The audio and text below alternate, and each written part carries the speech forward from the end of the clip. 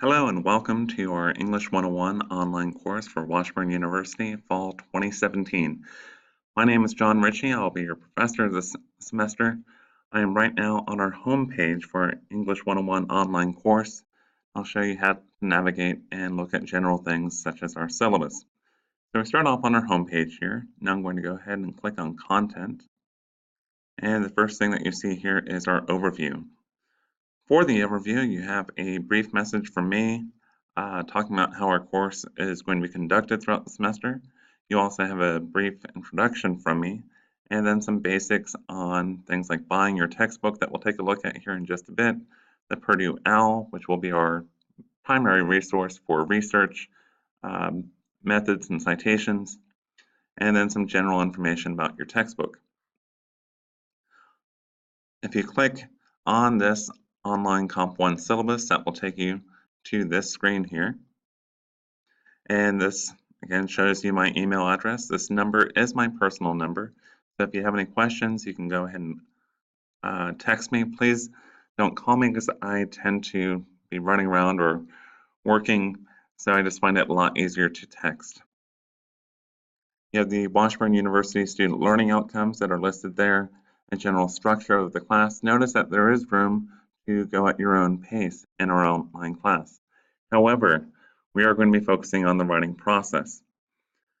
So all assignments are spaced out with time to complete this writing process for each minor and major assessment.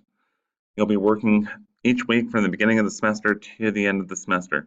I cannot emphasize this enough from the outset that this class, as an online class, really is designed for someone who already feels competent with online writing or feels competent with academic writing, but they're ready to move on to that English 101 course without a lot of instructional support. You'll get plenty of feedback from me on a weekly basis, but if you are someone who struggles, in writing classes, then honestly the face-to-face class is the best option. With the online class, there are multiple expectations that you may not see your professor. Well, you won't see me at all likely throughout the entire semester. Many of my students are out of state, not in the area. Also, we have a very strict pace. So again, if you're a student who has struggled with online classes, or just writing classes in general, and if you're a student who needs that regular face-to-face contact, this is not a great class. This is not a class that's going to be easier. And in fact, because of that lack of day-to-day communication or day-to-day interaction with the face-to-face professor, this class is actually likely to be much harder than a face-to-face class. So please consider that as we move forward for the semester.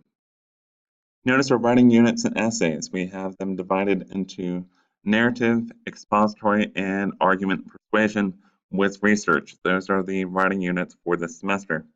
Your grading, 30% writing process, 40% final drafts of all essays, and 30% for the semester portfolio, which sounds intimidating, but actually it's evidence-based, and we'll work on it throughout the entire semester. Assignments will be due every Saturday. You're welcome to post assignments early. With those assignments being due on Saturday, I will grade them immediately and have them posted by Sunday evening. So therefore, it is critical for everything to be on time. If an assignment is missing and I have not been contacted within 3 days of the assignment's due date, the grade for that assignment will convert to a 0 that cannot be made up. Again, please keep that in mind. I have set a strong pace for our course so that if you want to plan ahead and go ahead at your own pace, you can. Otherwise, it's going to be very easy for someone to fall behind on that. There's a quick review of our English department academic dishonesty policy. Simply put, please do not cheat. If you're having trouble, if you have an issue with our class, contact me by text, by email as soon as you can. Please do not let a minor problem snowball into a major issue. It is going to be very easy to get credit for the course. If all that you want is a C, do the work. I've never had a student who turned in everything and worked toward our standards and failed the course. Every single student that I've ever had fail the course has just stopped turning in work. If you want a B, you are going to have to put some effort into the work. And if you want an A, you're going to have to put yourself into the work. Every essay that you do this semester is going to come in with a reflective cover letter. This will be for the final draft. The purpose behind this is that we do want you to be purposeful and intentional with your essays. So for example, we ask you, what was your goal with the essay? How does the essay accomplish this goal? What are the strongest parts? What makes these parts strong? What are the weakest parts? What makes these parts weak? What have you learned during the process of writing that you did not know before? And how can you take what you learned during this process and apply it to your next essay and make it better and easier to write?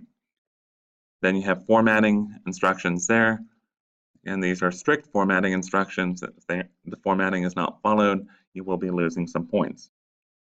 Notice also that neither the cover letter nor eventually the works cited page will count toward the essay length requirement. On the next page, it tells you exactly what our major assessments, our minor assessments are, and the semester portfolio. It gives you all those due dates so that you can plan ahead and have those done on time. As we continue scrolling, you'll see a Comp 1 semester plan, and those due dates are firm. It's been set in advance, so that way you can make some advanced planning. Since over the course of doing this, I've discovered that online students really like having a strong and structured course online. So all of those due dates are there, as well as links occasionally to other things that we'll be talking about through the course.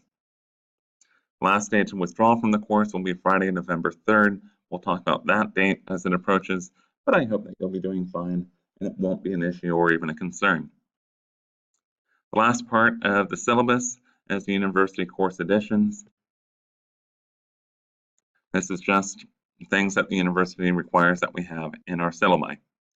Going back to our overview page then, you'll notice that your first unit has already been posted. We'll cover that in a different screencast. When you go to turn in your assignments, I'm going to click on the Assessments tab here. I'll click on Assignments, and notice all of your assignments and Dropbox folders are already posted there for you. So all of our responses, our rough drafts, our final drafts, and their due dates are posted there for your convenience. Again, you may work ahead, but those are firm due dates, so make sure that you are staying on pace throughout the entire semester. This concludes our first screencast. Let me know if you have any other questions. I'll be doing different screencasts for each assignment throughout the semester.